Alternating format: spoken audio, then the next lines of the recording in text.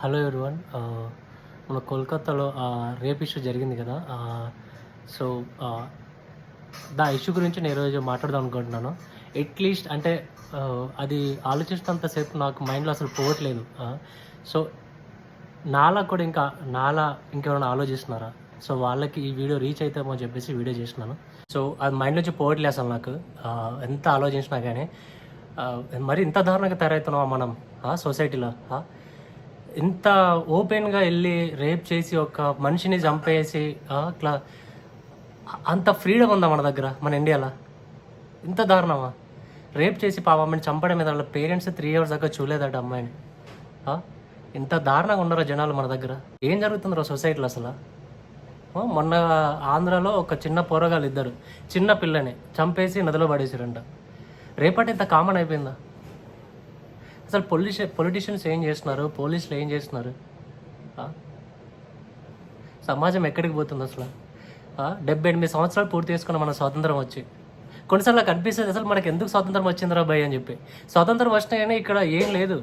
ఒక్కరినొక్కడు చంపుకోవడాలు, road మీద చంపుకోవడాలు, అమ్మాయిల మీద రేప్ చేయడాలు, ఇదా? దీనికోసం వాళ్ళు మన స్వాతంత్రం తీసుకొచ్చింది? అరే అట్లీస్ట్ వాళ్ళు స్వాతంత్రం తీసుకురాకపోయినా బాగుండేది. అట్లీస్ట్ మనకి ఇండియన్స్ మేము అందరం యూనిటీగా ఉన్నాం, ఇంకొని మీద మేము ఎదురు తిరగొచ్చు అనేది ఉండేది. కానీ ఇప్పుడు నాకు తెలిసి ఇండియా పేరుకే ఇండియా, కానీ ఇండియాలో ఉన్న వాళ్ళు ఇండియాని అయితే పట్ల ఫీల్ అవ్వట్లేదు భయ్య.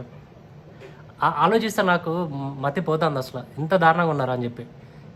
ఈ రోజుల్లో ఒక సెలబ్రిటీకి ఉండే వాల్యూ బార్డర్లో పనిచేసే సోల్జర్కి లేదు భయ్య. అంత దారుణం ఉంది సొసైటీ మనది. అమ్మాయికి సెక్యూరిటీ లేకపోతే రేపు మన అక్క, చెల్లి, అమ్మ వాళ్ళు కూడా బయటకు వెళ్తారు. ఇంత దారుణంగా అట్లా చంపడం ఏంది? ఇంత క్రూరంగా చంపుతారా?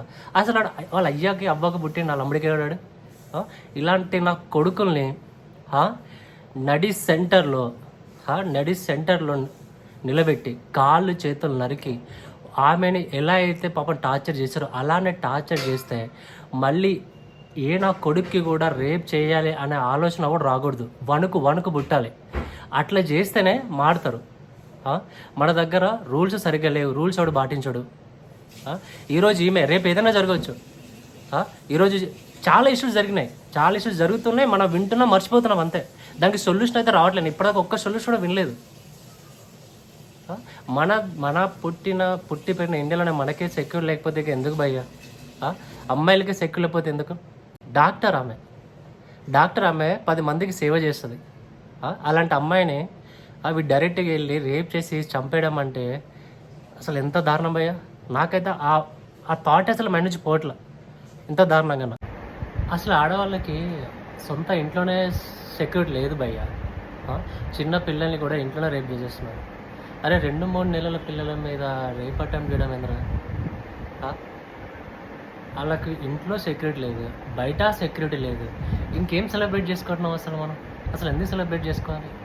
ఏం ఫ్రీడమ్ ఉందని వాళ్ళకి? ఎక్కడ పోయినా ఇదే న్యూస్, ఎక్కడ పోయినా ఇదే.